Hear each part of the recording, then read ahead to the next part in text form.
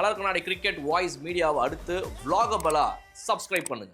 சட்டத்தில் போட்டிருக்கு எதிர்க்கட்சி தலைவர் என்ன சொல்றாரோ அதுபடி தான் மொத்த இது சட்டசபையை நடக்கணும்னு சட்டத்தில் எழுதியிருக்கேன். சின்ன சேஞ்ச் மட்டும் பண்ணணும். சொல்லுங்க.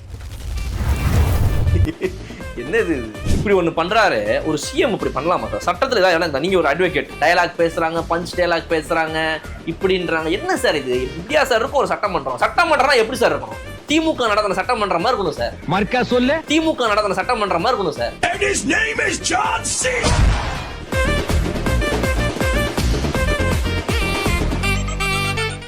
சபை நாயகர் யாரு? சபாநாயகர். ஆமா, சபாநாயகர்கிட்ட அவர் நான் ஒரே ஒரு ஆக்ஷன் மட்டும் பண்ணிக்கிட்டுமா கேக்குறாரு, பர்மிஷன் கேட்கிறாரு. பர்மிஷன் யார் கிராண்ட் பண்ணது? சபாநாயகர் யாரு சார்? சபாநாயகர் பர்மிஷன் கிராண்ட். சபாநாயகர் யாரு சார்? சரி சார், இப்ப நாளையில இருந்து சபாநாயகர் நீங்க பேசவே கூடாது, உட்காருங்க அப்படின்ட்டாருன்னா நீங்க பேசாம உட்கார்ந்தே இருக்கணும். இது இப்படி பண்ணது தானே சொல்றீங்க? ஆமா ஆமா ஆமா, புரிஞ்சுங்களா? ரொம்ப தவறு சார். ஆமா, எனக்கு தெரிஞ்சு இப்படி பண்ணணுங்க. புரிஞ்சுங்களா? ஏங்க போயும் அதாவது ஒரு நல்ல கெஸ்டரை நம்ம பண்ணலாம், புரிஞ்சுங்களா? அது பண்ணவரே லுங்கி கட்டிட்டு வீட்டுல உட்காந்துருக்காரு, அத போய் பண்ணலாமாங்கிறது நான் ஒத்துக்கிறேன். சோதனை உங்களுக்கு எல்லா டிபார்ட்மெண்ட்லயும் நீங்க வாண்டட் சார். சிபிஐ, இடி, டிவிஎஸ்சி, திருட்டு வழக்கு கூட இருக்கு. All departments are searching you. உங்களுடைய அரசுல இருந்தப்ப எங்களால செயல்பட்ட மாதிரி இப்ப செயல்பட முடியல அப்படின்னு அதுக்காக தேடுது அது எல்லாமே உங்களை. ஓகே ஓகே, நீங்க வந்தீங்கன்னா கொஞ்சம் ஹெல்ப்ஃபுல்லா இருக்கும் எங்களுக்கு. அதான் நீங்க உள்ளுக்குள்ள போனீங்கன்னாவே மக்களுக்கு ரொம்ப ஹெல்ப்ஃபுல்லா இருக்கும் சார். எந்த உள்ள பத்தி பேசுறீங்க? ஓகேங்களா? நீங்க அந்த உள்ள பேசுறீங்க, நான் சொல்றது அவங்க ஆபீஸ்க்குள்ள போறதே பேசுறீங்க. நீங்க உள்ள தள்ளுறதுலயே இருக்கிறீங்க. நீங்க உள்ளுக்குள்ள போனாதான் சார் மக்களுக்கு நிம்மதியே. திருப்பதி உண்டியல்ல போய் ஒரு 50 லட்சம் ரூபாய் போட்டீங்கல்ல, அது மக்களுக்காக சேவை செஞ்சதுக்காக அரசாங்கம் கொடுத்த சம்பளத்துல இருந்து மாசம் 5000 ரூபாய் உண்டியல்ல போட்டு சேர்த்து வச்சது மொத்தமா சேர்த்து கொண்டு போய் அங்க வச்சு மொத்த சம்பளத்தை நீங்க போய் போட்டிருக்கீங்க சார். அப்புறம் சாப்பாடுக்குன்னா என்ன பண்ணீங்க? அம்மா உணவகம் அதேதான் மூடிட்டீங்களே சார்.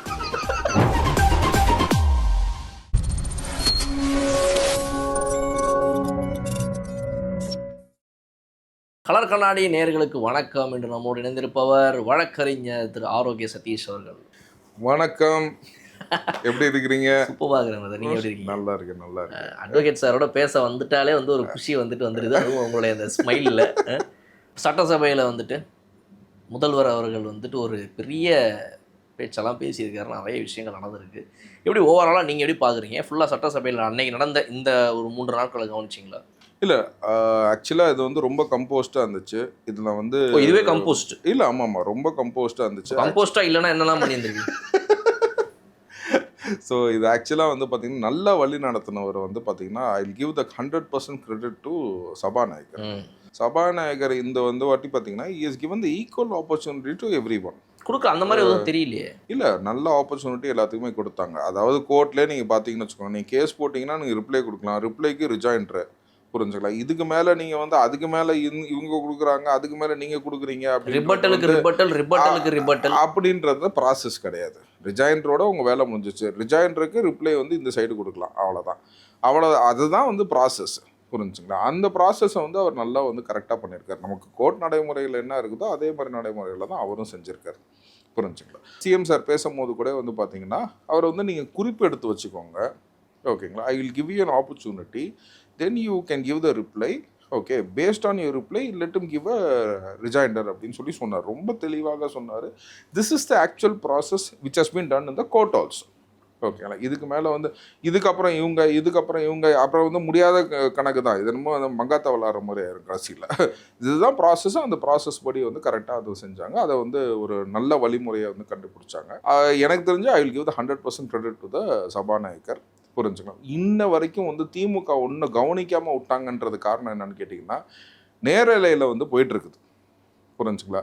இன்றைக்கி மக்கள் எல்லாருமே நீங்களும் உட்காந்து பேசுகிறதோட பார்த்தீங்கன்னா இன்றைக்கி மக்கள் has witnessed all this proceedings, புரிஞ்சுங்களா? இவங்க எந்திரிச்சு கத்துனதும் ஒரு விதத்தில் எப்படி ஒரு சட்டசபை நடக்கணும், ஓகேங்களா? They should seek permission of the சபாநாயகர். ஸ்பீக்கர்கிட்ட பர்மிஷன் கேட்டு அதுக்கப்புறம் தான் they should go and speak.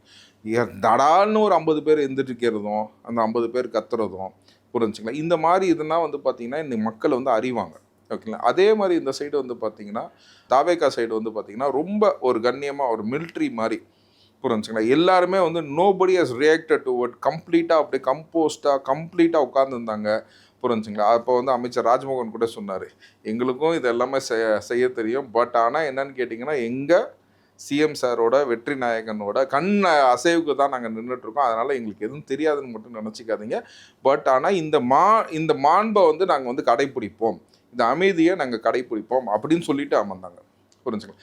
இதை வந்து அவங்க வந்து இன்ன வரைக்கும் வந்து பார்த்திங்கன்னா, ஏன்னா தே ஆர் யூஸ் டு திஸ்ல, நேரலை கிடையாது, நம்ம என்ன வேணால் பண்ணிக்கலாம், அப்புறம் சட்டையை கிழிச்சிக்கலாம் ஓகேங்களா, வெளியில் வந்து நாளை பேசலாம், ப்ரெஸ்ஸில் என்ன வேணால் பேசலாம், அது அவங்க மோரால்லஸ் வந்து பார்த்திங்கன்னா மெயின் ஸ்ட்ரீம் மீடியாவில் 75% பிலாங்ஸ் டு தெம் புரிஞ்சுங்களா. They have the complete hold on the 75% of the media. அதில் ப்ரொபகண்டா பண்ணி அவங்க வந்து எப்போயுமே அதை பண்ணிகிட்டு இருப்பாங்க. இந்த வாட்டி அது நடக்காமல் போச்சு. ஒரு வாய்ப்புங்கிறது வந்து பேசுறதுக்கு கொடுக்கணும் இல்லைங்க, அதுதான் கொடுத்தாரு, அவர் தான் சொன்னார். இப்போ வந்து பார்த்தீங்கன்னா இல்லை ஒவ்வொரு வரிக்கு வரி கொடுக்கணும்.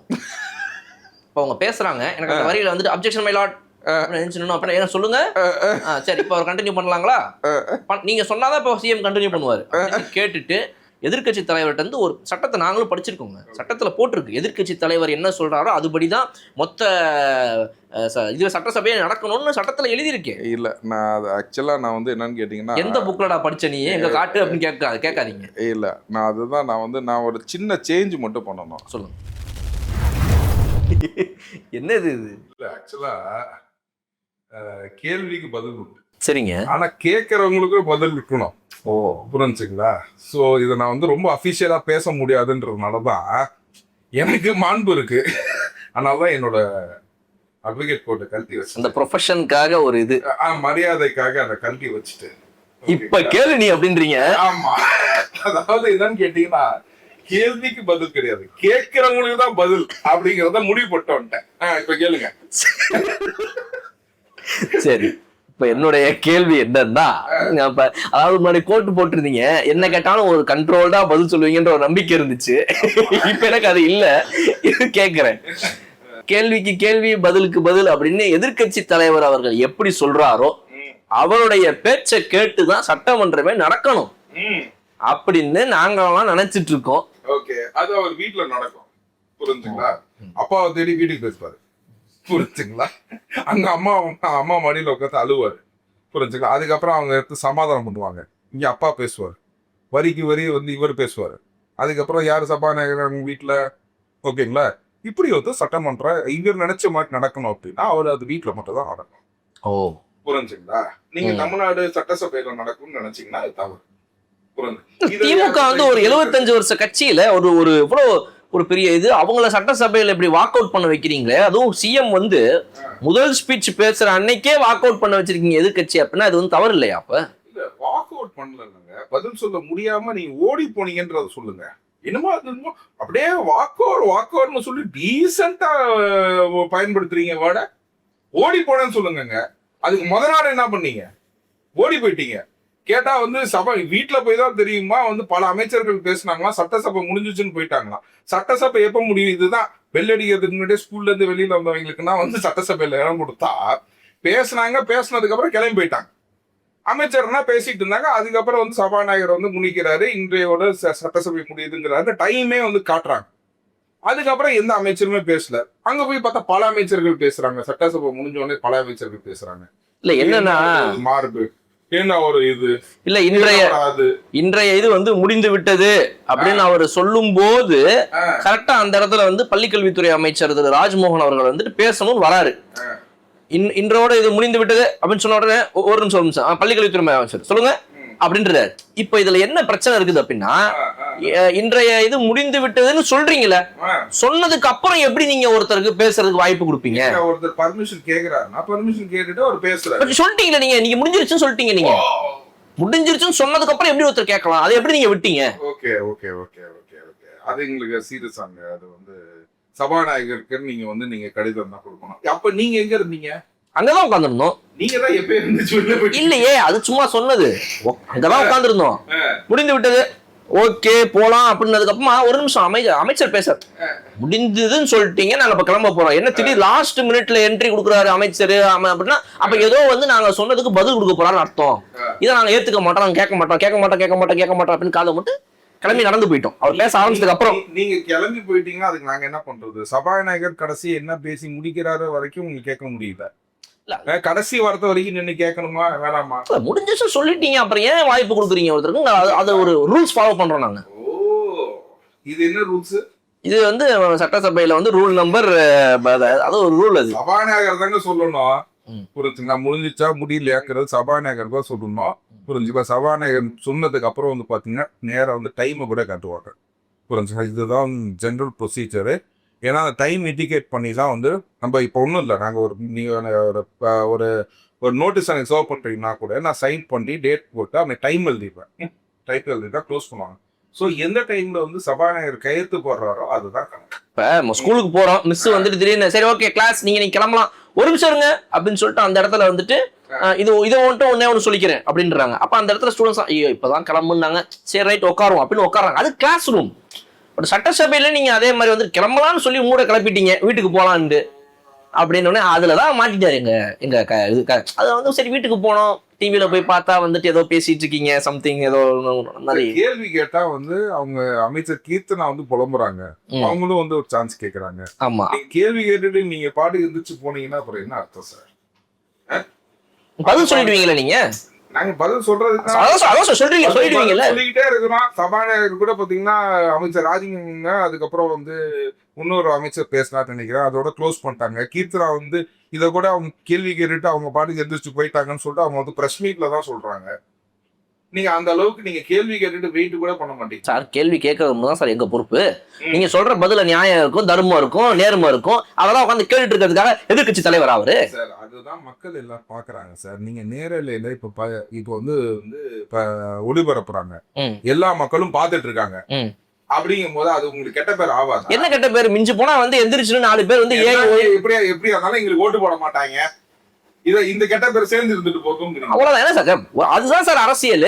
எந்திரிச்சுன்னு ஆச்சா ஊச்சான்னு கத்தணும், சட்டசபையில ஒரு அமளி துமளி ஆக்கி அப்படி இப்படி பண்ணி ஒரு வாட்டர் பாட்டில் தூக்கி அடிச்சாடியா எனக்கு அது அதான் சார் அரசியல். இப்ப புதுசா வந்த கட்சி 2 வருஷம் அவங்களுக்கு தெரியும். கண்ணாடி போட்டு வாங்கி சட்டசபை இல்ல வேணாம் அதெல்லாம் கொஞ்சம் ரிஸ்க் தான். இல்லன்னா 2 ஐடியா கொடுக்கறதும் உங்க கூட்டணி தான். ஓகேங்களா? துரந்தரக்கா தான் அந்த ஐடியா கொடுக்குறாங்க. உடனே ஏற்கனவே பிளாஸ்டிக் பாட்டில் அடி வாங்கினதுக்கே வந்து இப்படின்னு சொல்ற கமெண்ட் அடிக்கிறதும் உங்க ஆளுங்க தான். ஓகேங்களா? முன்னாள் அமைச்சர் தங்க பெண்ணரசு தான் சொன்னாரு, ஏன்னா அவருக்கு வாங்கின பழக்கம் இருக்குதுன்னு. யாரு? ஓபிஎஸ் வந்து அதெல்லாம் வச்சீங்கன்னா அதெல்லாம் எடுத்து அடிக்க ஆரம்பிச்சிருவாங்க கலரம் வந்துச்சுன்னா அப்படின்னு சொல்றாரு. ஏன்னா அடி வாங்கின பழக்கம் இருக்குங்கிறது அது சொல்றதும் உங்க கட்சிக்காரங்க. அந்த மாதிரி 75 வருஷம் கட்சி கமெண்ட் அடிக்கிறது உங்க கூட்டணி. ஓகேங்களா? அதை வைக்காதீங்கன்னு, தண்ணி பாட்டில் வைக்காதீங்கன்னு சொல்றது உங்க கட்சிக்காரங்க. புரிஞ்சுங்களா? ஏன்னா நான் வந்து ஏன்னா அவருக்கு அடி வாங்கின பழக்கம் இருக்குன்னு சொல்றது உங்க கட்சிக்காரங்க. அதெல்லாம் ஒரு லைட் மொமெண்ட்ஸ் கிரியேட் பண்றது. எல்லாமே வந்து பாத்தீங்கன்னா இது மட்டும் தான் சட்டசபையில பேசுவீங்களா? ஒரு லைட் மொமெண்ட் கிரியேட் பண்ணணும். ரொம்ப சீரியஸா போயிட்டு இருக்குது. ஏன்னா உங்களை வந்து கஷ்டப்பட்டு ஓட்டு போட்டு உள்ள அனுப்புனா சீரியஸா போயிட்டு அடி வாங்கினது, அந்த சொந்தல அடி வாங்கினது, இந்த சொந்தல அடி வாங்கினதெல்லாம் வந்து பேசுறதுக்கு தான் சட்டசபைக்கு வரீங்களா? ஒரு 2 மினிட்ஸ் பிரேக் சார். அதெல்லாம் ஒரு லைட்டா அப்படி ஷேர் பண்ணி சரி ஓகே கமிங் பேக் டு அப்படின்னு சொல்லிட்டு அப்ப சீரியஸான விஷயங்களுக்கு வந்துருவோம் நம்ம. அந்த மாதிரி ஒரு இருக்கணும் சார். சீரியஸா வந்து பேசிட்டு அந்த மாதிரிலாம் இருக்கக்கூடாது. ரைட்டுங்களா?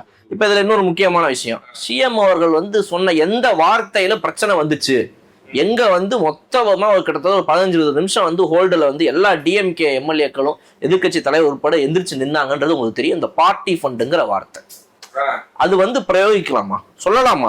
அதெல்லாம் வந்து அப்படி கிடையாதுங்க சார். ப்ரூஃப் இல்லாத விஷயத்தை ஏன் பேசிட்டு இருக்கிறீங்க சார்? குத்தல சார். ப்ரூஃப் இருக்கு, ப்ரூஃப் காட்டுங்க சொல்றாரு எதிர்கட்சி தலைவர். தைரியமா பேசுறாரு, ப்ரூஃப் காட்டுங்கன்றாரு. ஓகே அமைச்சர் ஆதவர்ஜுனா உங்க பார்ட்டின்னு சொல்லவே இல்லையே.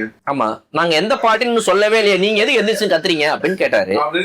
அதுக்கு நீங்க ஏன் கத்துறீங்க சார்? இப்ப ஆட்சி இருந்தது நாங்க தானே இதுக்கு முன்னாடி. அந்த பதற்றம் இருக்கா, அந்த நடுக்கம் இருக்குங்களா? யார பார்த்து சார் கேக்குறீங்க? திமுகவை பார்த்து இந்த கேள்வி கேக்குறீங்க சார் நீங்க? எந்த கட்சிக்கு நடுக்கம்? திமுகவுக்கா சார்? 75 வருஷ கட்சி சார். அதான் சார் வயசாயிடுச்சு, ஸ்டிக் வேணுமான்னு கேக்குறான்.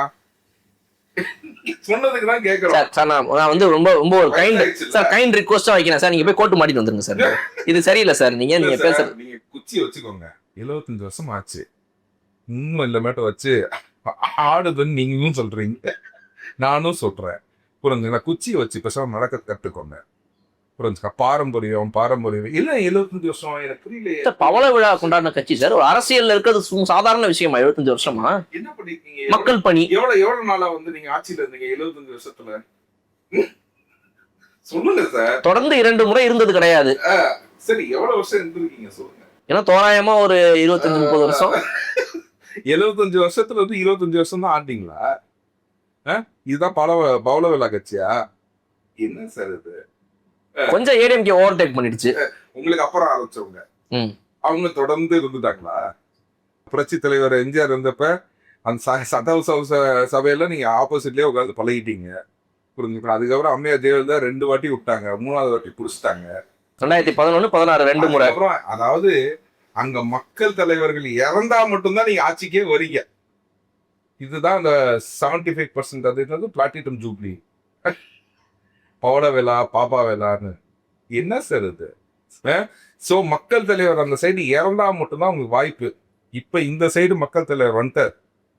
புரிஞ்சுக்கா? ஸ்ட்ராங்கா இருக்காரு. 52 வயசு தான். ஓகேங்களா? இன்னும் 30 வருஷம் இருக்குது. நீங்க 100 ஆண்டு காலம் நீங்க சார். I appreciate you. 100 ஆண்டு சார். 100 ஆண்டுல வந்து பாத்தீங்கன்னா எதிர்கட்சியாவே வந்து ஒரு எக்ஸ்பீரியன்ஸ் எடுத்தது நீங்களா மட்டும் தான் இருக்கும். அதுல அம்மா ஒரு வாட்டி செய்கை செஞ்சுட்டாங்க, உங்களை எதிர்கட்சியில இருந்து தூக்கிட்டாங்க. இப்ப அடுத்த வாட்டி அந்த வாய்ப்பு இருக்குன்னு நினைக்கிறீங்களா? 2031 அந்த வாய்ப்பு இருக்காது சார். ஏன்னா நாங்க ஆளுங்கட்சியா மாறிடுவோம். திமுக எதிர்கட்சியா கூட இல்லையா? இல்ல, திமுக ஆளுங்கட்சி ஆயிடும். ஓகேங்களா? இப்ப எதிர்கட்சி யாரா இருப்பாங்க? அது தெரியல. தாவேக்கு அதுல கூட இருக்காதுன்னு தான் நினைக்கிறோம். ஏன்னா வந்து மக்களுக்கு கண்டிப்பா பிடிக்காது. 40 நாள்லயே சந்தி சிரிக்கிறே சார். ஆட்சியில எதுவுமே இல்ல, அது இல்ல, இது இல்ல அப்படின்னு சொல்லிட்டு இருக்கிறாங்களே. எங்க சார் சிரிக்கிறாங்க? கட்சி நீங்க பேசும்போது இல்ல அப்படி கிடையாது சார். மக்கள் சொல்றாங்க ஒரே பிரச்சனையா இருக்கு. யாரா அந்த மக்கள்? இல்ல என்ன பிரச்சனை? அதான் சார், மக்கள் கத்துறாங்க, மக்கள் பிரச்சனைன்றாங்க. என்ன யாரா அந்த மக்கள் அப்படின்னு கேட்டீங்கன்னா, இந்த அண்ணா அறிவாலயத்துக்குள்ளே கலைஞர் அறிவாலயத்துல அந்த மக்கள், அந்த மக்களை பத்தி பேசிட்டு இருக்கோம். இல்ல சார், மே 4 அன்னைக்கு அந்த அறிவாலயத்து வாசத்தை இருந்த மக்கள் இன்னும் எனக்கு கண்ணுல தோற்றாங்க. 5 மணிக்கு தலைவர் கண்டிப்பா ஜெயிச்சிருவாரு. ஏப்பா அந்த ஸ்கிரீனிங் என்ன கழட்டிட்டு இருக்கீங்க அப்படின்னா, இல்ல நாங்க ஒண்ணும் கழட்டல, இருந்தாலும் ஏப்பா அழுவுற அப்படின்னா, நான் ஒண்ணும் அழுவல, சும்மா கண்ணு வேக்குது. எப்படி சார் உங்களுக்கு சிரிக்க வருது? இல்ல சார், நான் ஒண்ணே இல்ல உங்களுக்கு எப்படி சிரிக்க வருதுன்னு சொல்லுங்க, கொஞ்சம் சொல்லுங்களேன். உங்களுக்கு போன வாட்டியே சொன்னேன்னா இல்லையா? ஓகேங்களா? டெய்லி 3 முறை நீங்க ஜெலுசல் குடிக்க சாப்பாட்டுக்கு முன்னாடி. புரிஞ்சுங்களா? உங்களுக்கு வந்து உண்மையில இல்லைன்னா வயிறு ரொம்ப எரிஞ்சு பாத்தீங்கன்னா இன்னும் கொஞ்ச நாள்ல உங்க வயிறுல தூக்கி அண்டாவை வச்சு பிரியாணி ஆக்குற மாதிரி ஆயிரும். அண்டாக்கு பிரச்சனை இல்ல, உங்க கட்சியில இருக்கிறாங்க. எப்படி சார் உங்களுக்கு இதெல்லாம் சிரிப்பு வருது? இன்னைக்கு நீங்களும் நானும் உட்கார்ந்து இப்படி பேசிட்டு இருக்கிறது காரணமே திமுக. திமுக போட்ட பிக்சர்ல தான் இந்த உலகமே வாழ்ந்துகிட்டு இருக்குது இன்னைக்கு. அந்த உலகத்துல இருந்துகிட்டு திமுகவாலதான் இன்னைக்கு நீங்க சட்டை போட்டிருக்கீங்க, அது தெரியுமா உங்களுக்கு? திமுகவாலதான் இன்னைக்கு நான் பேண்ட் சட்டை போட்டு இப்படி உட்காந்து பேசிட்டு இருக்கேன் உங்க முன்னாடி. இல்ல சார், நீங்க சொல்றதுன்னா 100% கரெக்ட். நீங்க போட்டது, நீங்க மக்களுக்கு கொடுத்தது வெறும் பிச்சை தான், மத்தது எல்லாத்தையும் தான் எடுத்துட்டு போயிட்டீங்களே. இப்ப அப்படி வரீங்க, இப்படி போனா இப்படி. நீங்க மக்களுக்கு கொடுத்தது வெறும் பிச்சை தான் சார், நீங்க மொத்தமா தான் எடுத்துட்டு போயிட்டீங்களே. பாருங்க, அந்த ஆண்டவனுக்கே அறுக்கல போல இருக்கு. நீங்க துபாய்க்கு போயிட்டு இருந்தீங்களா? துபாயில கொண்டு போட ஆண்டவனை, ஏன்னா இங்க இருக்கிற சொத்தெல்லாம் கொண்டு போய் அங்க போய் சேர்க்கிறீங்களா அப்படின்னு சொல்லிட்டு குண்டே அங்கேயே போட ஆரம்பிச்சிட்டாரு ஆண்டவரை. இப்ப நீங்க மக்களுக்கு போட்டது, நீங்க வாயில இருந்து வருது பாருங்க வார்த்தை, மக்களுக்கு நாங்க பிச்சை போட்டோன்னு. புரிஞ்சுங்களா? ஆனா நீங்க போட்டது அவ்வளவுதான், மத்தது எல்லாத்தையும் மொத்தமா சொல்லிட்டு போயிட்டீங்களா? சரி, நீங்க என்னதான் வேலை பாக்குறீங்க? நடுவில் ஒண்ணு சொன்னீங்க பாத்தீங்களா, அது அந்த ஆண்டவனேன்னு சொன்னீங்க. ஆண்டவரே இப்ப எங்க பக்கம் தான் தெரியும்ல. அவர் ஆக்டிங் போயிட்டாராம சார். இன்னைக்கு காலைல சார் உண்மையில ரஜினி வச்சு படம் எடுக்கிறாரு, காலைல போட்டாரு. அது முன்னாடியே அனௌன்ஸ் பண்ண படம் சார். இல்ல அந்த படம் வேற, அது 2 படம் வேற. இன்னைக்கு வந்து ராஜ்கமல் ஃபிலிம்ஸ் வந்து டைட்டில் அனௌன்ஸ் பண்ணிருக்காங்க. ப்ரொடியூஸ் பண்ணி அவர் கமலஹாசன் ப்ரொடக்ஷன்ஸ்ல ரஜினிகாந்தும் 2வது பேர் போட்டு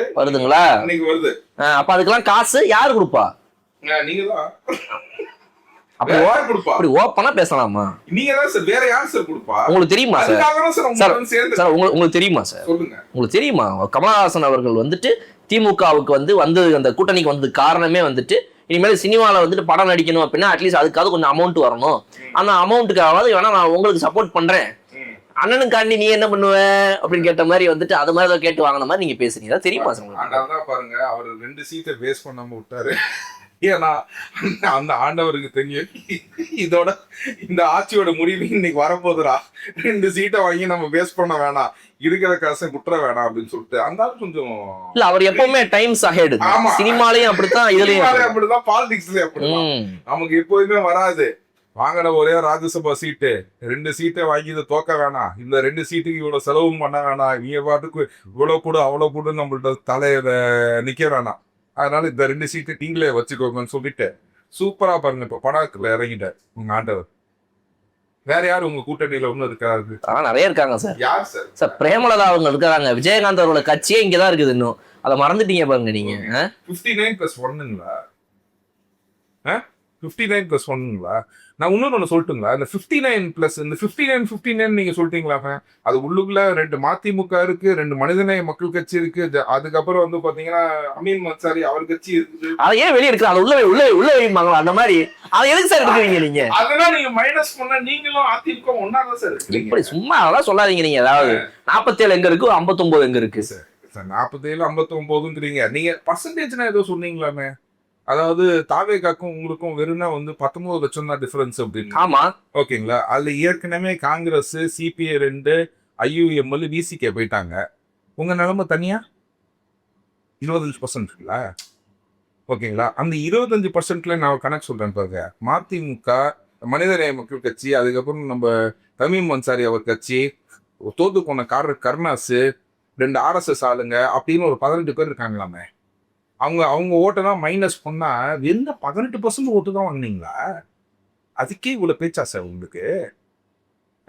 இது 34% சார். உங்களுக்கு நியர் அபவுட் உங்களுக்கு 100% ஜாஸ்தி இருக்கும். தனியா நீங்க நின்னீங்கன்னா எங்க தெரியுமா நிக்கணும்? இதுதான் உங்க நிலைமை. கொஞ்சம் ஸ்டாட்டிஸ்டிக்ஸ்லாம் கத்துக்கோங்க. உங்க பாவம் அவர் சரியா படிக்கவே இல்லை. அவருக்குன்னா போய் சொல்லி கொடுங்க. சார் நம்ம 12% தான் ஓட்டு வச்சிருக்கோம், ஏற்கனவே எல்லாரும் அங்க ரூப்புக்கு போயிட்டாங்க.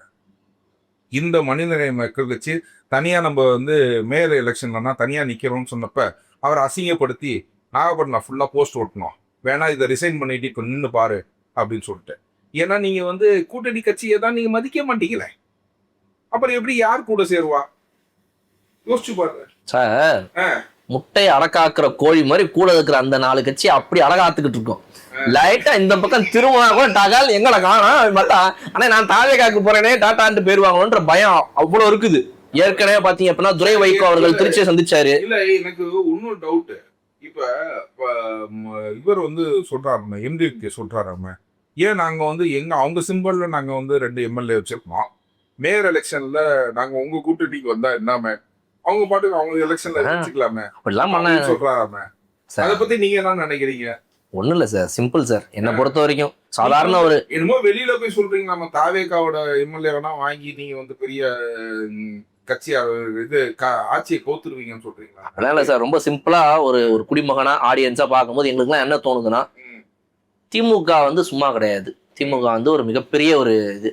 அந்த ஆலமரத்தை லைட்டா அசைச்சு பார்க்க ட்ரை பண்ணதுனால எனக்கு தெரிஞ்சு வரக்கூடிய எலெக்ஷன்ல வந்து தனிச்சு நின்று மொத்தமா ஸ்வீப் பண்ணிடும் அப்படின்ற மாதிரிதான் பேச்சுவார்த்தைகள் மக்கள் மத்தியில இருக்குது. மக்கள் மத்தியில இருக்குதா? ஆமா சார். ஸ்வீப் ஏற்கனவே ஒருத்தர் ஆரம்பிச்சு பந்தயம் கட்டியிருக்காரு.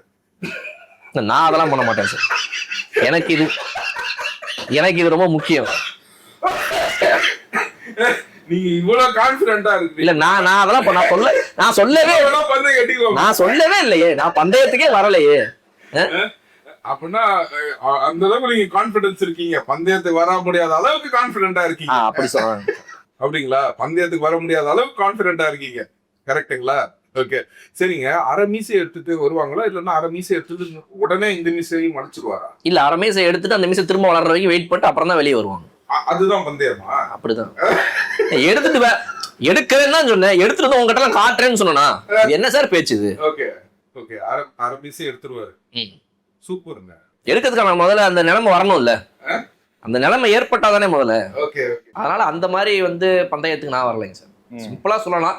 ஸோ அந்த அளவுக்கு உங்களுக்கு கான்ஃபிடன்ஸ் இருக்கு? ஆமாமா இருக்கு, அந்த கான்ஃபிடன்ஸ் இருக்கு. டிஎம்கே மேலையா? இல்ல சார், டிவிகே மேல. சார் ஏன் சார் குழப்பறீங்க நீங்க போட்டு? டிஎம்கே மேல கான்ஃபிடன்ஸ் இருக்கு சார், ஜெயிச்சிடுவாங்க சார். Okay okay. ஃபுல்லா அந்த லோக்கல் பாடிலாம் விடுறதா கிடையாது சார். Local body? ஆமாமா, ஏன்னா அதுதான் வந்து ஸ்ட்ராங்கே. நீங்க என்னதான் வந்து MLA MP Besant Nagar local body அதெல்லாம் சொல்றீங்க, மாச்சரி வேன் அதெல்லாம் சார், அது இல்ல சார். சார் நான் சொல்றது வந்து லோக்கல் பாடி எலெக்ஷன்ஸ். எந்த பாடி பேசிட்டு இல்லங்க, ஏற்கனவே ஒப்பாரியா போய்கிட்டு இருக்குது, இதுல நீங்க வேற திரும்ப திரும்ப வந்து. இல்லங்க அதாங்க சொல்றேன், நீங்க அந்த ஒப்பாரியை கொண்டு போய் அங்க வைக்கிறீங்களான்னு கேட்டேன். சார் நீங்க வந்து அரசியலை நீங்க ரொம்ப நாளா கவனிச்சுட்டு இருப்பீங்க.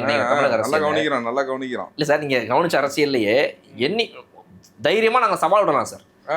இது மாதிரி அதாவது வந்து நீங்க எவ்வளவோ ஒரு இதெல்லாம் நடக்கும், அங்கங்க போயிருப்பீங்க வந்திருப்பீங்க, தெரிஞ்சவங்க சொந்த ஃப்ரெண்ட்ஸ் அந்த மாதிரி.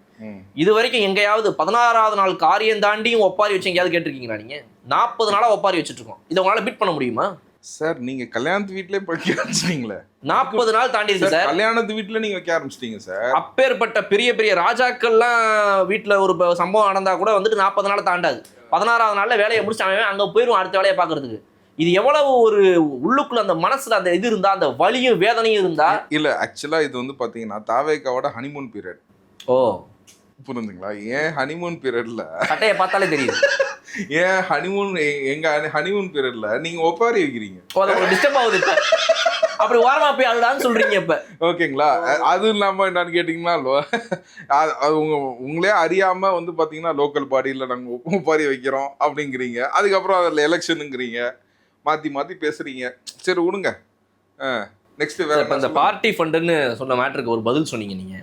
கடைசியா இப்படி ஒண்ணு பண்றாரு ஒரு சிஎம், இப்படி பண்ணலாமா சார்? சட்டத்துல ஏதாவது இடம் இருக்கா? நீங்க ஒரு அட்வொகேட், சட்டத்துல இடம் இருக்கா இதெல்லாம் பண்ணலாமா? ஒரு சிஎம் வந்து சினிமா ஷூட்டிங் மாதிரி இருக்கு சார் பாக்குறதுக்கு. டயலாக் பேசுறாங்க, பஞ்ச் டயலாக் பேசுறாங்க, இப்படின்றாங்க. என்ன சார் இது? இப்படியா சார் இருக்கும் ஒரு சட்டமன்றம்? சட்டமன்றம்னா எப்படி சார் இருக்கணும்? திமுக நடக்கிற சட்டமன்றம் மாதிரி இருக்கணும் சார். ஓகே, இப்போ பாத்தீங்கன்னா சிஎம் சார் வந்து பாத்தீங்கன்னா அந்த சபை நாயகர் யாரு? சபாநாயகர். ஆமா, சபாநாயகர்கிட்ட அவர் வந்து நான் ஒரே ஒரு ஆக்ஷன் மட்டும் பண்ணிக்கிட்டுமா கேக்குறாரு, பர்மிஷன் கேக்குறாரு. பர்மிஷன் வந்து யார் கிராண்ட் பண்ணது? சபாநாயகர் யாரு சார்? சபாநாயகருக்கு permission grand. சபாநாயகர் யாரு சார்? சரி சார், இப்ப நாளையில இருந்து சபாநாயகர் நீங்க எல்லாம் பேசவே கூடாது, உட்காருங்க அப்படின்ட்டாருன்னா நீங்க பேசாம உட்காந்தே இருக்க போறீங்களா? சபாநாயகர் வந்துட்டு முதல்ல வந்து என்ன சட்டம் என்ன சொல்லுது? உங்க கட்சியில ஆளுங்கட்சியில இருக்கிறவங்கல இருந்து ஒருத்தர் சபாநாயகர். ஆனா எனக்கு ஒரு சின்ன வருத்தம் இருக்குது, நீங்க சொல்றதுல நான் கொஞ்சம் அட்மிட் பண்ணிக்கிறேன், புரிஞ்சுங்களா? இது வந்து இப்படி பண்ணது தானே சொல்றீங்க? ஆமா ஆமா, புரிஞ்சுங்களா? ரொம்ப தவறு சார். ஆமா, எனக்கு தெரிஞ்சு இப்படி பண்ணணுங்கிறேன், புரிஞ்சுங்களா? ஏங்க போயும் அதாவது ஒரு நல்ல கெஸ்டரை வந்து நம்ம பண்ணலாம், புரிஞ்சுங்களா? அது பண்ணவரே லுங்கி கட்டிட்டு வீட்டில் உட்காந்துருக்காரு, அதை போய் பண்ணலாமாங்கிறது நான் ஒத்துக்கிறேன். இல்லை வேணும் நாங்கள் இதை ஃபாலோ பண்ணிக்கிறோம், சரிங்களா? ஒத்துக்கிறேன், கொஞ்சம் மிஸ்டேக் ஆயிடுச்சு, இல்லை நாங்கள் இதை ஃபாலோ பண்ணிக்கிறோம். வெளிநடப்பு செஞ்சவங்க யாருமே சும்மா போல சார். அடுத்த தடவை திரும்ப சட்டமன்றத்துக்குள்ள நுழையும் போது தாவேக்காவை கதற ஓடணும்ன்ற எண்ணத்தோட நீங்க வெளியே போயிருக்காங்க, அது வரைக்கும் தயாரா இருக்கிறாங்க, புரிஞ்சுதுங்களா? அது வரைக்கும் நீங்க வெளியில இருப்பீங்களா? இது என்ன அதிமுக கவர்மெண்ட்னு நினைச்சீங்களா? உங்களை வச்சு பொத்தி பாக்குறதுக்கு நீங்க வந்து நீங்க ஆட்சி பண்ணும் போது பாத்தீங்கன்னா அதிமுகவை பொத்தி பாத்துக்குவீங்க. உடனே நான் வந்து அது பேர்னா ஊட்டி பக்கத்துல இருக்கு கொடநாடு எஸ்டேட்டு வழக்க முடிவுக்கு கொண்டு வருவேன், ஜெயிலில் போடுவேன், அம்மையார் ஜெயலலிதாவோட கொலை வழக்குக்கு நான் வந்து கண்டிப்பா எல்லாத்துக்கும் தண்டனை வாங்கி கொடுப்பேன், எல்லா ஊழல் வழக்கையும் நான் ஒழிப்பேன் அப்படின்னா சொல்லிட்டேன், புரிஞ்சுங்களா? அப்படியே நீங்க வந்து 5 வருஷத்தை ஓட்டுனீங்க பாருங்க, அந்த மாதிரி கவர்மெண்ட் நினைச்சிங்களா? நிஜமாவே அந்த மாதிரி ஒரு கவர்மெண்ட் நினைச்சிங்களா? இதை புரிஞ்சுங்களா? உங்களுக்கு ஏற்கனவே வந்து பாத்தீங்கன்னா எஸ்ஐடி ஃபார்ம் ஆயிடுச்சு கிட்னி வழக்கில். 12 அக்யூஸ்டை ஏற்கனவே உள்ளுக்குள்ள தள்ளிட்டாங்க, ஓகேங்களா? மாதம் வந்து பார்த்தீங்கன்னா ரிப்போர்ட்டை கொண்டு வந்து ஹைகோர்ட்டில் கொடுத்துட்ருக்காங்க. Everything has been monitored by high court. உங்கள் கேஸ் எல்லாமே சிபிஐ வழக்கு has been monitored by supreme court, புரிஞ்சுங்களா? நெக்ஸ்ட்டு வேறு என்ன வழக்கு இருக்குது? ஆம்ஸ்ட்ராங் வழக்கை கூட எடுத்துக்கோங்க. ஆம்ஸ்ட்ராங் வழக்கு நெக்ஸ்ட்டு ஒரு பெரிய திருப்பத்தை நீங்கள் ஜூலை மாதம் நீங்கள் பார்க்கலாம். அந்த திருப்பத்தோடு உங்களை நம்ம சந்திப்போம், ஓகேங்களா. நெக்ஸ்ட் வேற என்ன வழக்கு? கே நேரு அவர்கள் கேஷ் ஃபார் ஜாப்ஸ் வழக்கு. புரிஞ்சா? கேஷ் ஃபார் ஜாப்ஸ் வழக்குல உங்களுக்கு எஃப்ஐஆர் போட்டது தான். புரிஞ்சுங்களா. நேத்தே வந்து அட்வொகேட் ஜெனரல் வந்து ஏற்கனவே போய் சொல்லிட்டாரு, நாங்க ஃபைல் பண்ண ரிவ்யூ பெட்டிஷனை we are withdrawingன்ட்டாரு. என்ன சார் இது பேச்சு? புரிஞ்சுங்களா. அப்படிங்கும் போது உங்களுக்கு சூப்பரா வந்து கேஸை போட்டுருவாங்க. நெக்ஸ்ட் உங்களை வந்து தூக்கி உள்ளுக்குள்ள வச்சிருவாங்க. ஜூலை 10 அதுக்கான தீர்ப்பையும் நடக்கும் அப்படின்னு சொல்லிட்டு ஹைகோர்ட் சீஃப் ஜஸ்டிஸும் சொல்லிட்டாரு. முடிஞ்சிச்சுங்களா. வேற என்ன வழக்கு வேணும்? டிரான்ஸ்ஃபார்மர் வழக்கு 12 லட்சம் ரூபாய்க்கு கொள்முதல் செஞ்சிருக்கீங்க, 7.5 லட்ச ரூபாய்க்கு டிரான்ஸ்ஃபார்மரை. புரிஞ்சுங்களா. இதுலயே உங்க லட்சணம் தெரியுதுன்னு சொன்னாரு எங்க அமைச்சர் நிர்மல்குமார். புரிஞ்சுங்களா. அதோட வழக்கு சிபிஐல இருக்கு. ஓகே, உங்களுக்கு வந்து எல்லா டிபார்ட்மெண்ட்லயும் நீங்க வாண்டட் சார். சிபிஐ, இடி, டிவிஎஸ்சி, திருட்டு வழக்கு கூட இருக்கு. ரேம திருடி இருக்கீங்க. புரிஞ்சுங்களா. சென்னை கிரைம் பிரான்ச் கூட உங்களை தேடிட்டு இருக்கு. புரிஞ்சுங்களா. வேற எந்த டிபார்ட்மெண்ட் உங்களுக்கு வேணும்னு சொல்லுங்க. All departments are searching you. அடுத்த சட்டமன்றத்துக்கு எத்தனை பேர் நீங்க வர போறீங்கன்னு தெரியல. நீங்க அந்த சட்டமன்றத்தில் ஃபுல்லா பாருங்க. ஒருத்தர் அசையாத மனம் உண்டோன்னு பின்னாடி ஒருத்தர் அரோகரான்னு பாடிட்டு இருக்காரு. சார் பாருங்க, எவ்வளவு பெரிய பெருமை பாருங்க. ஒவ்வொரு துறையிலையும் அந்த துறை வந்து இன்னுமே வந்துட்டு இந்த புதிய அரசு வந்ததுக்கு அப்புறமா சரியா செயல்பட முடியாம திமுகவை நம்பி இருக்குது. அவங்க எல்லாருமே இவங்களை தேடிட்டு இருக்காங்க. அவங்க எல்லாம் எதுக்கு தேடுறாங்கன்றீங்க? சிபிஐ, இடிலாம் எங்களுடைய செயல்பாடுகள் வந்துட்டு சரியா இல்லைங்க, நிர்வாக திறன்ல வந்து எங்களுக்கு ஏதோ ஒன்று குறையுது, உங்களுடைய அரசுல இருந்தப்ப எங்களால செயல்பட்ட மாதிரி இப்ப செயல்பட முடியல அப்படின்னு அதுக்காக தேடுது அது எல்லாமே இவங்களை. ஓகே ஓகே ஓகே, நீங்க வந்தீங்கன்னா கொஞ்சம் ஹெல்ப்ஃபுல்லா இருக்கும் எங்களுக்கு. அதான் நீங்க உள்ளுக்குள்ள போனீங்கன்னாவே மக்களுக்கு ரொம்ப ஹெல்ப்ஃபுல்லா இருக்கும். சார் எந்த உள்ள பத்தி பேசுறீங்க நீங்க? ஓகேங்களா. நீங்க அந்த உள்ள பேசுறீங்க, நான் சொல்றது வந்து அவங்க ஆபீஸ்க்குள்ள போறத பத்தி பேசுறீங்க. நீங்க உள்ள தள்ளுறதுலயே இருக்கிறீங்க. நீங்க உள்ளுக்குள்ள போனாதான் சார் மக்களுக்கு நிம்மதியே. புரிஞ்சுங்களா. இந்த டிபார்ட்மெண்ட்னா உங்களுக்கு என்ன கூப்பிட்டு என்ன பிரியாணியா போட போறாங்க?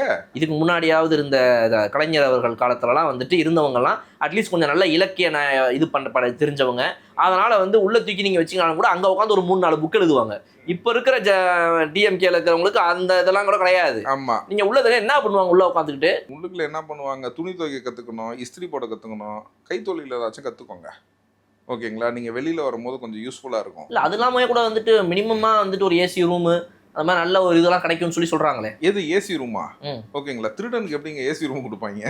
இல்ல சார், இந்த மாதிரி எங்க பொலிட்டிக்கல் அக்யூஸ்டுக்கு வந்து ஏசி ரூம் கொடுப்பாங்க. ஓகேங்களா. இது வந்து என்ன அக்யூஸ்ட்? Bribery accused. இது ஒயிட் காலர் அக்யூஸ்ட்னா கிடையாது. White collar crime. ஓகேங்களா. இது ஒயிட் காலர் கிரைம் தான். ஓகேங்களா.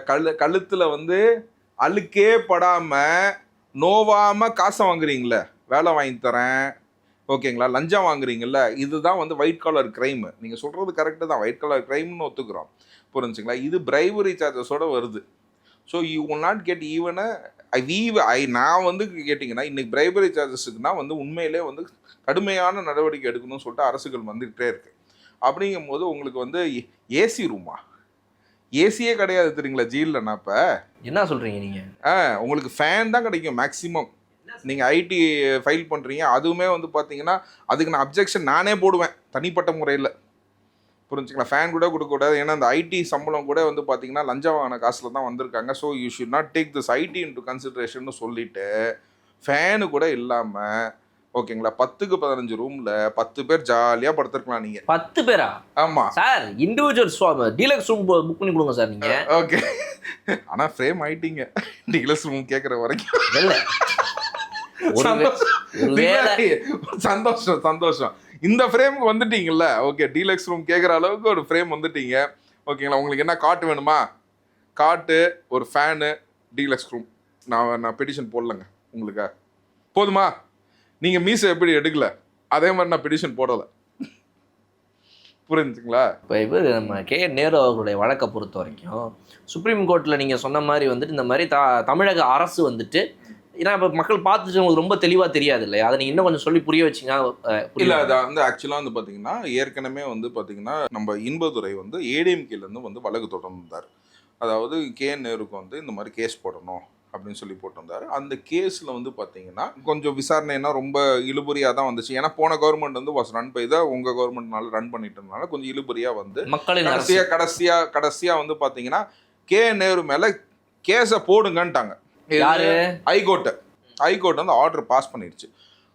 கேஸ் போடுங்கன்னு சொல்லி ஆர்டர் போட்டதுக்கு அப்புறமும் கூட டிவிஎஸ்சியில் வந்து ஏற்கனவே முன்னாடி யார் இருந்தா? நம்ம டிஜிபியா ஏடிஜிபியா வந்து டிஜிபியா ப்ரொமோட் பண்ணீங்களே டேவிட் ஆசீர்வாதம், புரிஞ்சுங்களா? உங்கால் அங்கே இருந்தார், புரிஞ்சுங்களா? அதனால் வந்து பார்த்தீங்கன்னா ஹைகோர்ட் டைரக்ஷனுக்கு அப்புறமும் அவர் வந்து அந்த கேஸை ஃபைல் பண்ணலை. உடனே என்ன பண்ணாங்க, அவர் வந்து கண்டெம்ட் பெட்டிஷன் வந்து இனிஷியேட் பண்ணார், புரிஞ்சுங்களா? Contempt petition after the high court direction also they have not file an FIR against KN Nehru அப்படின்னு சொல்லிட்டு கண்டெம்ட் பெட்டிஷன் ஒன்று போடுறாரு. அந்த கண்டெம்ட் பெட்டிஷன் பெண்டிங்காக இருக்கும் போது தான் எலெக்ஷன் வந்துருச்சு, புரிஞ்சுங்களா? அந்த எலெக்ஷன் வந்து முடிஞ்சதுக்கப்புறம் அதுக்கப்புறம் 2 ஹியரிங் வந்துச்சு. அதுக்கப்புறம் நேற்று வந்து ஹியரிங் வந்தப்போ என்னன்னு கேட்டிங்கன்னா நடுவில் வந்து பார்த்தீங்கன்னா ரிவ்யூ பெட்டிஷன் போடுறாங்க. அதாவது எஃப்ஐஆர் போட சொன்னதுக்கு மேலே வந்து நீங்கள் மறுபரிசீலனை செய்யுங்க அப்படின்னு சொல்லி அதே விசாரணை நடத்த வேண்டாம். இல்ல அதாவது எஃப்ஐஆரே போட வேணாம்னு சொல்லிட்டு ரிவ்யூ கேட்குறாங்க. இதுக்கு முன்னாடி இருந்த திமுக அரசு கவர்மெண்ட் போட்டா அந்த பெட்டிஷன் அப்படியே நிக்குது. மறுபரிசீலனை ஆமா, அந்த பெட்டிஷன் வந்து ஹியரிங்கே வரல. அந்த பெட்டிஷன் நேற்று ஹியரிங்க்கு வந்த உடனே என்னாச்சுன்னா புதிய அரசு வந்த உடனே நீங்க எஃப்ஐஆர் போட சொன்னது கரெக்டான ஒரு செயல் தான், அதனால we are withdrawing this review petition by filing a memo. பண்ணலாமா? இன்னைக்கு வந்து பாத்தீங்கன்னா எது வந்து கரெக்ட் இல்லை அப்படின்றது நமக்கு தோணும் போது நம்ம we are withdrawing this petition அப்படின்னு சொன்னும் போது இதற்கான ஜட்ஜ்மெண்ட்டை தான் வந்து பாத்தீங்கன்னா ஜூலை 10 அன்னைக்கு வைக்கிறேன்னு சொல்லியிருக்காங்க. ஸோ ரிவ்யூ பெட்டிஷன் வந்து யார் ஃபைல் பண்ணது? தமிழ்நாடு அரசு. இப்போ தமிழ்நாடு அரசு வந்து நாங்கள் ஃபைல் பண்ண பெட்டிஷனை நாங்கள் ரிவர்ட் வாங்கிக்கிறோங்கிறாங்க. இப்போ ரிவர்ட் வாங்கிக்கிறோங்கன்னா என்ன ஆகும்? KN Nehru மேலே போட்ட எஃப்ஐஆர் அப்படியே இருக்கும், அது மேலே நடவடிக்கை எடுக்கப்படும். டிவிஏசி KN Nehru மேலே சார்ஜஸ் ஃப்ரேம் பண்ணுவாங்க, அவரை அரெஸ்ட் கூட பண்ணலாம், அவர் மேலே வந்து தண்டனை வாங்கி கொடுப்போம் அப்படிங்கிறது தூர்திய உண்மை. இதுக்கு முன்னாடி இருந்த தமிழக அரசு கரெக்டா வந்துட்டு ஒரு முடிவு எடுத்துட்டாங்க. இத வந்து KN Nehru மேல கேஸ் போட வேணாம். எதுக்குங்க கேஸ் போட்டுக்கிட்டு விசாரிக்க தானங்க சொல்லிருக்காங்க, எஃப்ஐஆர் தானங்க போட சொல்லிருக்காங்க. இல்ல விசாரணையே எதுக்குங்க? விசாரணை எதுக்கு வேண்டாம் அப்படின்னு ரிவ்யூ பெட்டிஷன் போடுறாங்க. இப்போ வந்த புதிய அரசு எப்படி போயிட்டு அந்த அரசு காப்பாற்றலாம்னு நினைச்ச ஒரு நபரை தமிழக அரசு எப்போதுமே தமிழக அரசு தான் சார். புதிய கட்சி புதிய அரசு பழைய அரசுனா உங்களுக்கு தான், புரிஞ்சுங்களா? Here the government has been represented, புரிஞ்சுங்களா? Government always remains as a government. Now government has a different stand. Okay, whatever has been told, review petition file பண்ணியிருக்கோம், அது ஹியரிங்கே வரல.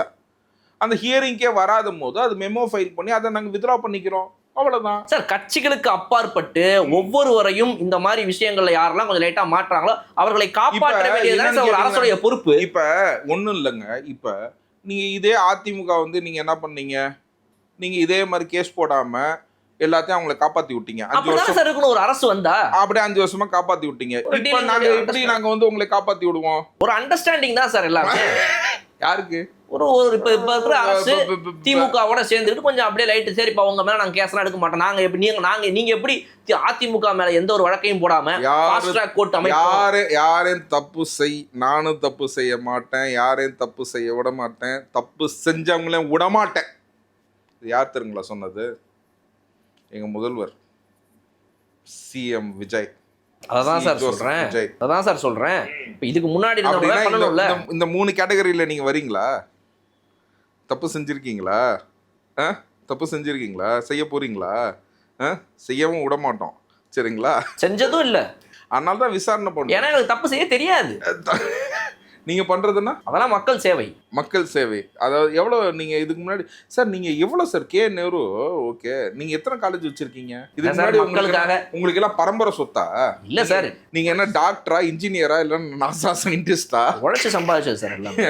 சொல்லுங்க, கூகுள் பிச்சைட்ட எதுவும் வேலை பார்த்தீங்களா? உழைச்சு சம்பாதிச்சது எல்லாம். நீங்க என்ன உழைப்பு? மக்கள் சேவை உழைப்பு சார், நல்லா புரிஞ்சுக்கோங்க. மக்கள் சேவை உழைப்பா?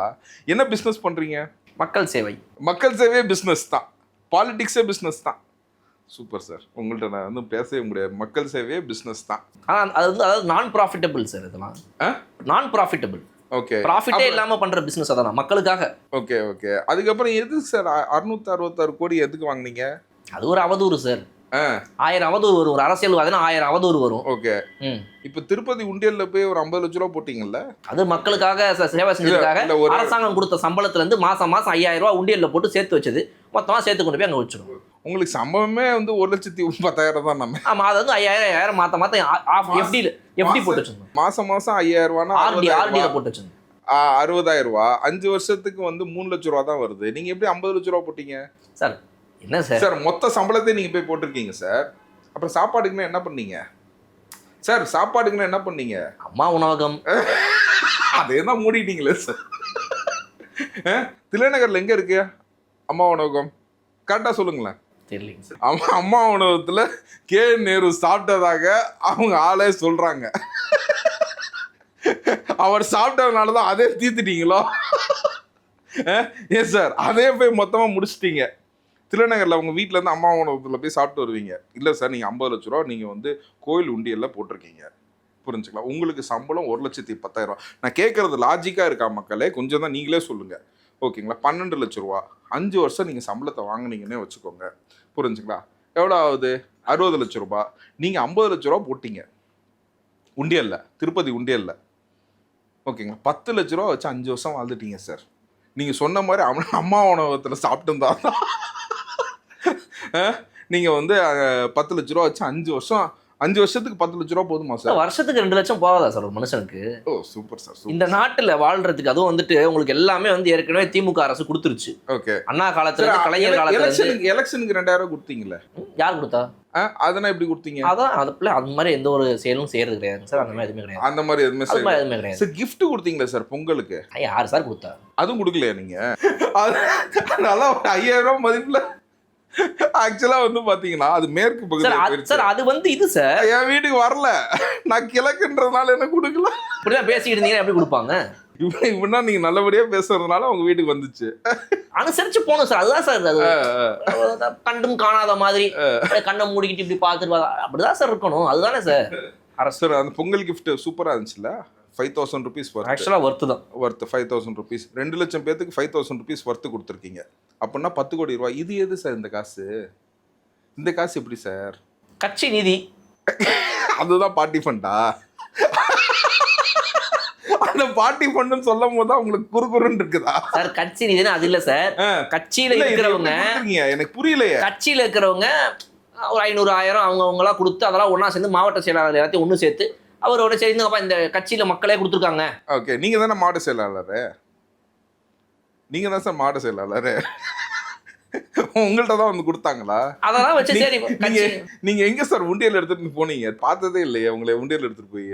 அது வந்து எல்லா கட்சி ஆபீஸ்க்கு வந்து இந்தாங்க தலைவரே இந்த மாசம் இந்த எலெக்ஷன் அப்பாயின்மெண்ட் வாங்கிட்டு வந்து அவங்க ஆபீஸ்ல இந்தாங்க தலைவர் 50 ரூபா வச்சுக்கோங்கன்னு சொல்லுவாங்களா? எலெக்ஷன் செலவுக்கு வச்சுக்கோங்க அப்படின்னு சொல்லிட்டு தொழிலதிபர்கள்ல இருந்து ஆரம்பிச்சு ஊர்ல இருக்கக்கூடிய பெரிய செல்வந்தர்கள் எல்லாருமே இந்த கட்சி நடத்துறதுக்காக ஒரு 50,000 1 லட்சம் பணம் கொடுத்துட்டு போவாங்க. அதை வச்சுதான் இந்த அரசியல். எனக்கு தெரிஞ்ச ஒரு ரஃப் கால்குலேஷன், நீங்க ஒத்துக்கிட்டதுல 10 கோடி ரூபாய்க்கு ஜாமான் கொடுத்துருக்கீங்க. அது இல்லாம வந்து பாத்தீங்கன்னா 2000 ரூபாய்க்கு ஓட்டு. ஓகே. அது ஒரு 20 கோடி ரூபாய். ஓகே. இன்னும் சார் 30 கோடி ரூபா கொடுத்து நீங்க சம்பாரிச்சு எம்எல்ஏ ஆகி இந்த 1,10,000 ரூபாய் இது சம்பளம் வாங்குறதுக்கா? இது எந்த கால்குலேஷன் எனக்கு புரியல சார். எப்படி எனக்கு எம்எல்ஏக்கு நிற்கிறாங்கன்னு எனக்கே புரியல. ஏன்னா நானும் நின்றுருக்கேன். புரிஞ்சுக்கலாம். 21 வரைக்கும் நானும் எலெக்ஷனில் நின்றுருக்கேன். நான் வந்து நான் செலவு பண்ணுவேன். ஒரு மிஞ்சி போனால் ஒரு 3 லட்ச ரூபா செலவு பண்ணுவேன். ஓகே. எல்லாம் கற்றுன்னு கற்றுவேன். அதுக்கப்புறம் தோற்று போயிடுவேன். சோகத்தில் அப்படியே வீட்டுக்கே வந்துடுவேன். இவ்வளோ 30 கோடி ரூபா செலவு பண்ணி நீங்கள் வந்து ஒரு எலெக்ஷனை ஜெயிக்கிறீங்கன்னா எவ்வளோ சார் சம்பாதிப்பீங்க? இல்லை, ஒரு கால்குலேஷன் தான் சொல்கிறேன். இது மக்கள் யோசிக்கணும்ல. 30 லட்ச ரூபா ஒருத்தர் இன்வெஸ்ட்மெண்ட் போட்டு ஒருத்தர் சம்பாதிக்கிறான் அப்படின்னா ஓகே, அவன் 1,10,10,000 ரூபா சம்பளத்துக்காக வந்து இந்த 30 கோடி ரூபாய் இன்வெஸ்ட்மெண்ட் பண்ணுறான். சொல்லுங்க சார். சார் நீங்கள் கொடுத்ததெல்லாம் மக்களுக்கு தான் சார் காசு கொடுத்துருக்கீங்களே. பரவாயில்ல, இந்த நீங்கள் கொடுத்து ஜெயிச்சாச்சா புட்டீங்க. கொடுத்தது உங்க தலைவர் கொடுத்தும் தோத்துட்டாராம, கட் ஆயிட்டாராம. அவர் நான் பண்ண மாட்டேன், நான் இதுதான் பண்ணுவேன். சொல்லுங்க சார். வேற என்ன? இந்த சிரிப்பு வந்து ஒரு மாதிரி ஒரு வலியை தருது சார்.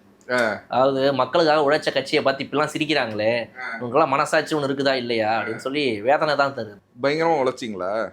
என்னென்ன உழைச்சிங்க? இந்த இங்கே நான் அடையாறில் தான் இருக்கிறேன். வெளில போய் பாருங்க. 4,000 ரூபா எதுக்கு? ரெயின் வாட்டர் ஸ்டோரேஜுக்குன்னு சொல்லிட்டு கட்டினீங்க. எல்லாத்தோட வாசலையும் உடச்சி விட்டு போனீங்க. எங்கள் வாசலை நாங்கள் கரெக்ட் பண்ணுறதுக்கு நான் 2 லட்ச ரூபா செலவு பண்ணியிருக்கேன். சார் உடைச்சு பைப்பு கனெக்ஷன் கொடுக்கறதா சார் வேலை, திரும்ப மூடி பூசி விட்டு போகணுமா? இது என்ன சார் இது? ஓகேங்களா, எங்களுக்கு 2 லட்ச ரூபா செலவாயிருக்கு.